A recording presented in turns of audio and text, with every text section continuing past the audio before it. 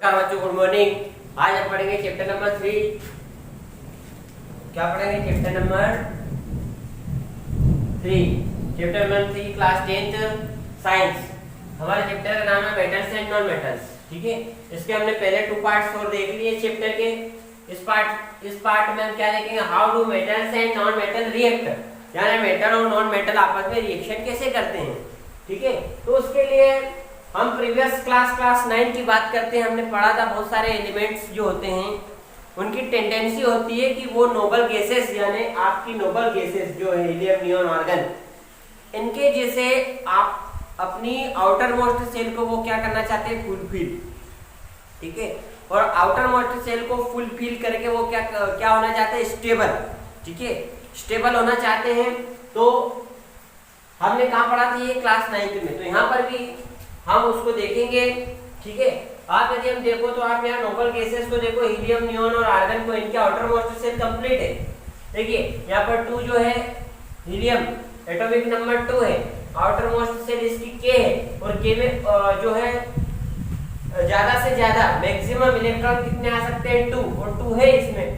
ठीक है, तो ये कंप्लीट हुई सेल। उसी प्रकार नियॉन भी है, नियॉन का जो एटॉमिक नंबर 10 है, तो 10 एटॉमिक नंबर होने से इसकी फर्स्ट सेल के में कितने इलेक्ट्रॉन आते हैं? मैक्सिमम 2, तो ये 2 के में आ गए। एल में मैक्सिमम 8 आते हैं, तो 8 आ गए। तो ये 2 और 8 करके पूरी इसकी सेल क्या हो गई? आउटर मोस्ट सेल भी कंप्लीट हो गई।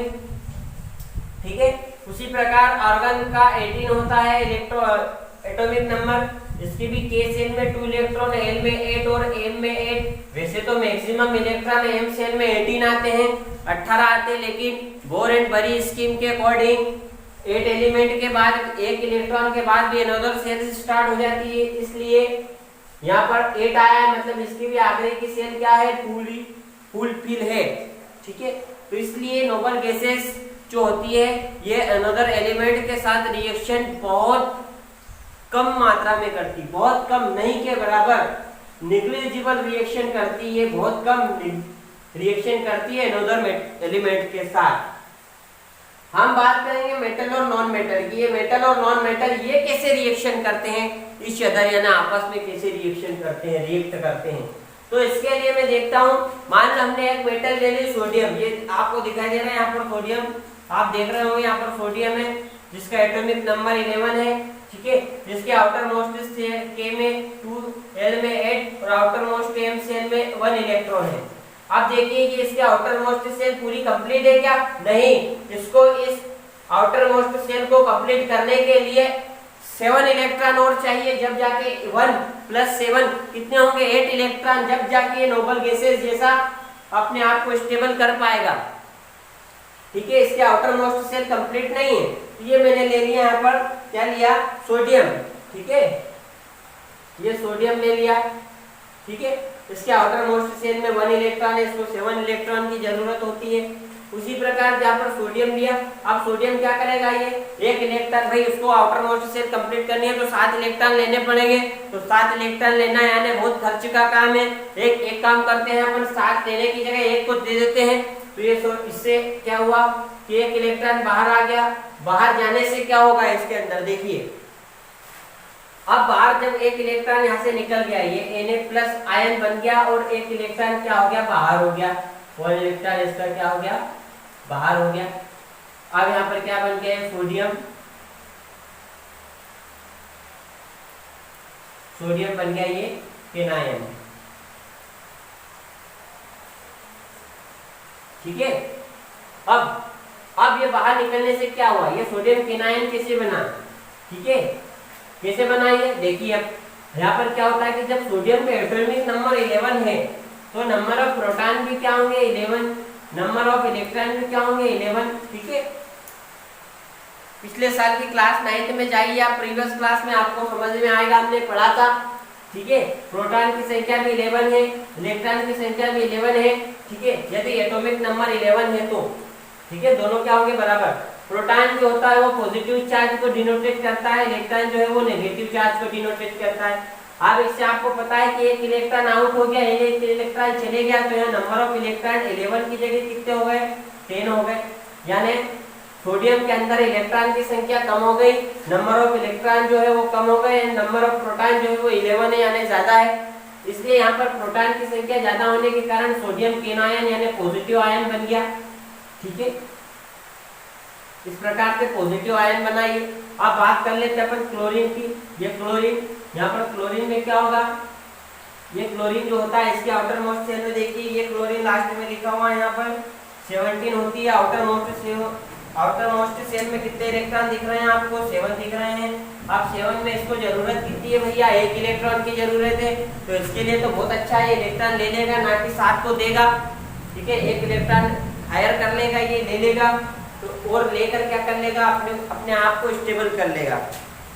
ठीक है, तो 1 इलेक्ट्रॉन इसको मिल जाएगा, 1 इलेक्ट्रॉन इसको मिल गया और इसने बना लिया क्लोरीन नेगेटिव आयन, या इसको बोलते हैं क्लोराइड, क्लोरीन एनायन।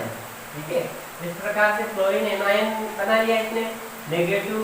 ठीक है, अब क्या होगा कि यहाँ पर आप दोनों ये हमने क्या लिया, ये एक मेटल थी और ये एक नॉन मेटल है। ठीक है, अब क्या होगा कि ये सोडियम जो है इसके पास 1 इलेक्ट्रॉन एक्स्ट्रा है, दिख रहा आपको, 1 इलेक्ट्रॉन ज्यादा है इसके पास, ये देगा इसको 1 इलेक्ट्रॉन ज्यादा है। ये क्या करेगा, अपना 1 इलेक्ट्रॉन जो है वो क्लोरीन को दे देगा, ये क्लोरीन को दे देगा। इसके पास 1 2 3 4 5 6 7 है, एक की जरूरत है, ये एक दे दिया इसने। इस प्रकार से यहाँ पर क्या बन गया आपका, ये Na+ बन गया। ठीक है, प्लस और ये आपका क्लोरीन,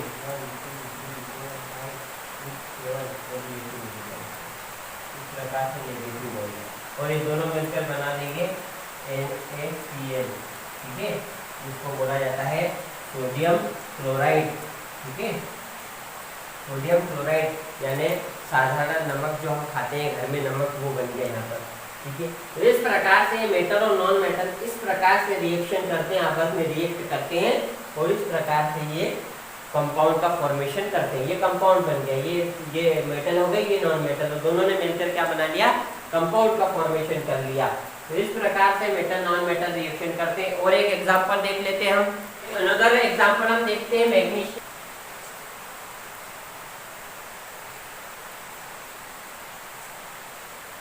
ठीक है, मैग्नीशियम क्लोराइड का देखते हैं। अब देखिए मैग्नीशियम, इसका इलेक्ट्रॉनिक विन्यास होता है 287, यानी इलेक्ट्रॉनिक कॉन्फ़िगरेशन होता है 282। ठीक है, अब ये जो 282 है यहाँ पर क्या होना चाहिए, 288 होना चाहिए, लेकिन यहाँ पर 282 है, यानी यहाँ पर इसको और चाहिए कितने, +6 इलेक्ट्रॉन और चाहिए इसको।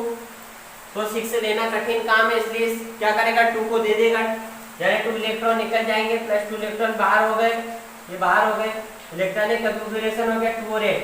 अब हो गया ये नोबल गैस जैसा हो गया, क्योंकि 2 इलेक्ट्रॉन बाहर हो गए। अब जो क्लोरीन है इसका 287 होता है, इसको 1 इलेक्ट्रॉन चाहिए आउटर मोस्ट शेल को कंप्लीट करने के लिए। तो ये क्या करेगा, 1 इलेक्ट्रॉन इसने ले लिया, प्लस हो गया, ये क्लोरीन से नेगेटिव आयन के ना इसने बना लिया एनायन, ये केनायन बन गया मैग्नीशियम, और इसने 288 अपना इलेक्ट्रॉनिक विन्यास यानी इलेक्ट्रॉनिक कॉन्फ़िगरेशन पूरा कर लिया। ठीक है, अब देखिए मैग्नीशियम के पास 2 इलेक्ट्रॉन है, ये 1 इलेक्ट्रॉन इस क्लोराइड को देगा, क्लोरीन को देगा, और 1 इलेक्ट्रॉन इस क्लोरीन को देगा। इस प्रकार से मैग्नीशियम 2 पॉजिटिव आयन बना लेगा और क्लोरीन जो है वो आपका नेगेटिव आयन बन जाएगा। ठीक है, और इस प्रकार से इसका फार्मूला बन जाएगा MgCl2, यानी 1 मैग्नीशियम 2 क्लोरीन को जोड़ रहा है, तो इस प्रकार से MgCl2 इसका जो है वो जो फार्मूला बन जाएगा मैग्नीशियम क्लोराइड। तो ये मैग्नीशियम क्या हुई आपकी मेटल, और क्लोराइड क्या हुआ क्लोरीन नॉन मेटल। तो इस प्रकार से metal and non metal reaction करते हैं और इस प्रकार से कंपाउंड बनाते हैं। ये कंपाउंड किसे बना, ये कंपाउंड बना आयनों के ट्रांसफर से। देख रहे हो आप, आयन ट्रांसफर हुए ना, इसके आयन जो से ट्रांसफर होके इसके पास चले गए क्लोरीन के पास। तो जो ऐसे कंपाउंड्स जो कि आयनों के ट्रांसफर से क्रिएट होते हैं, ऐसे कंपाउंड को आयोनिक कंपाउंड बोलते हैं। क्या बोलते हैं, आयोनिक कंपाउंड, आयोनिक कंपाउंड। ठीक है, ये कंपाउंड है और इस प्रकार के इस टाइप के कंपाउंड को बोला जाता है आयोनिक कंपाउंड। ठीक है, के प्रॉपर्टी ऑफ आयनिक कंपाउंड। ठीक है, आयनिक कंपाउंड हमने देखा है कैसे जो बनते हैं, उसका मैन्युफैक्चर कैसे होता है, कैसे ये प्रिपेयर्ड होते हैं। ठीक है, कैसे मेटल और नॉन मेटल से बनते हैं। अब हम देखते हैं इनकी प्रॉपर्टी। प्रॉपर्टी में पहली प्रॉपर्टी होती है फिजिकल नेचर। फिजिकल नेचर कैसा होता है, तो फिजिकल नेचर में बात करें, आयनिक compound are solid and are somewhat hard. ये क्या होते हैं, सॉलिड और कुछ हार्ड भी होते हैं because of the strong force of attraction. ठीक है, किस कारण होता है ये सॉलिड होते हैं, हार्ड होते हैं, किस कारण होते हैं, फोर्स ऑफ अट्रैक्शन के कारण। इनके बीच में जो फोर्स ऑफ अट्रैक्शन है, यानी आपस में पकड़ के रखते हैं एक दूसरे पार्टिकल्स को, एक दूसरे आयन को क्या करते हैं, पकड़ के रखते हैं, अट्रैक्ट करके रखते हैं। यानी फोर्स ऑफ अट्रैक्शन जो होता है स्ट्रॉन्ग होता है। स्ट्रॉन्ग फोर्स ऑफ अट्रैक्शन के कारण ये हार्ड सॉलिड होते हैं। और जनरली दीज आर रिजिड। ये जनरली क्या होते हैं, रिजिड होते हैं।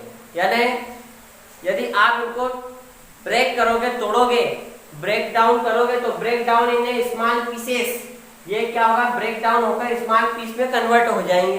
क्या, कौन से, फिजिकल नेचर में ये ऐसे होते हैं। कैसे होते हैं, सॉलिड होते हैं, हार्ड होते हैं, रिजिड होते हैं। रिजिड होने के कारण क्या होते हैं, ये स्मॉल पीसेस में कन्वर्ट हो जाते हैं। ठीक है, strong force of attraction between ion and ion. ठीक है, आयन और आयन के बीच में, इनके बीच में क्या होता है, जो है फोर्स ऑफ अट्रैक्शन ज्यादा होता है, इसलिए ये हार्ड होते हैं, सॉलिड होते हैं, रिजिड होते हैं। ठीक है, उसके अलावा मेल्टिंग, आप देख लो नमक आपका साल्ट। ठीक है, घर में खाने का नमक जो होता है ना, वो NaCl, अभी देखा था आपने कैसे बना था NaCl। तो ये NaCl यानी साल्ट नमक, घर का नमक की बात हो रही है, ध्यान रखिए आप। ठीक है, जो कॉमन साल्ट होता है, घर में खाया जाता है, कॉमन सॉल्ट। ठीक है, उसकी बात हो रही है। Melting and boiling point. Melting point यानी पिघलना, और बॉइलिंग यानी उबलना। तो नमक, आप देखो नमक को गर्म करो, क्या जल्दी मेल्ट हो जाता है या जल्दी बॉईल हो जाएगा, नहीं। इसके लिए हाई टेम्परेचर चाहिए, जो अपने घर में होता ही नहीं टेम्परेचर। ठीक है, तो आयनिक कंपाउंड है वो high melting and boiling point. इनका मेल्टिंग और बॉइलिंग पॉइंट क्या होता है, हाई। ठीक है, क्या होता है, boiling point and melting point क्या होता है, हाई। दिख रहा है, ये high melting and boiling point. This is because a considerable amount of energy is required to break the strong interionic attraction। ये इसलिए हाई होता है क्योंकि ये जैसे आपका NaCl, Na+Cl दोनों से बना है, पॉजिटिव नेगेटिव, इन दोनों के बीच में इंटर आयोनिक अट्रैक्शन इतना ज्यादा होता है कि उसको तोड़ने के लिए कंसिडरेबल अमाउंट ऑफ एनर्जी यानी पर्याप्त मात्रा में ऊर्जा देनी पड़ेगी इसको तोड़ने के लिए, तब जाके ये दोनों अलग होंगे। इसलिए इंटर आयोनिक अट्रैक्शन बहुत ज्यादा होता है, स्ट्रॉन्ग होता है, इसलिए इनका मेल्टिंग एंड बॉइलिंग पॉइंट क्या होता है, हाई होता है। सोल्यूबिलिटी यानी ये सोल्यूबल इन वाटर। आप नमक पानी में घोल सकते हो, बिल्कुल घोल सकते हो, घर पे घोल के देखना, आप इसको डिसॉल्व करके देखना, बिल्कुल डिसॉल्व हो जाएगा। Soluble in water and insoluble in solvents such as kerosene and petrol। जो insoluble किसमें होगा, केरोसिन और पेट्रोल। पेट्रोल और केरोसिन में आप इसको डिसॉल्व करके देखना, वो डिसॉल्व नहीं होगा। ठीक है, सोल्युबिलिटी देखी हमने। Conduction of electricity.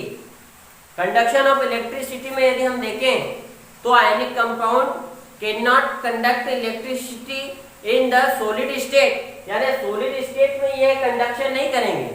ठीक है, बट क्यों नहीं करेंगे, क्योंकि इलेक्ट्रॉन का ट्रांसफर नहीं हो पाएगा, इलेक्ट्रॉन फ्लो नहीं हो पाएंगे। ठीक है, सॉलिड स्टेट में इलेक्ट्रॉन फ्लो नहीं होते, इसलिए इलेक्ट्रिसिटी कंडक्ट नहीं करेंगे। But in a liquid state and molten state, यानी पिघली हुई अवस्था में और लिक्विड फॉर्म में ये इलेक्ट्रिसिटी को कंडक्ट करेंगे, यानी इलेक्ट्रिसिटी को फ्लो करेंगे। तो ये क्या हुआ कंडक्शन ऑफ इलेक्ट्रिसिटी में कि सॉलिड स्टेट में can not connect electricity, but in molten state and liquid state they are conduct electricity. ठीक है, तो ये मोल्टेन स्टेट और लिक्विड स्टेट में तो करेंगे, बट सॉलिड स्टेट में ये इलेक्ट्रिसिटी को फ्लो नहीं करेंगे। चाहो तो आप एक्टिविटी कर लेना है, इस प्रकार का एक ले लेना आप कप, उसमें नमक भर देना, ठीक है, साल्ट इसमें डाल देना, इसमें 2 इलेक्ट्रोड डाल देना, ठीक है, इनको वायर से कनेक्ट कर देना, सेल से कनेक्ट कर देना और एक बल्ब लगा लेना यहाँ पर, ठीक है। और देख लेना कि जब आप नमक को किसी भी प्रकार से कोई भी आप इसमें वाटर ऐड नहीं कर रहे हो, तब क्या बल्ब जो है वो आपका ग्लो हो रहा है, ठीक है। और फिर इसमें थोड़ा सा पानी वाटर ऐड कर देना, फिर देखना बल्ब ग्लो हो रहा है। बल्ब ग्लो हो जाए तो समझ जाना कि molten state and liquid state में ये फ्लो करता है इलेक्ट्रिसिटी, ठीक है। इस प्रकार से ये प्रॉपर्टी हुई इसकी आयोनिक कंपाउंड की। It is a very important question for your board exam, ठीक है। आपके एग्जाम के लिए, बोर्ड एग्जाम के लिए बहुत ही महत्वपूर्ण क्वेश्चन होता है ये, कई बार पूछा भी गया है, ठीक है। और आज हम इस पार्ट में इतना ही पढ़ेंगे, ठीक है। अनदर जो बचा हुआ है पार्ट आपका चैप्टर नंबर 3 का, कुछ पार्ट बचे हुए हैं वो हम अनदर पार्ट में कंप्लीट उसको करेंगे। थैंक यू, धन्यवाद।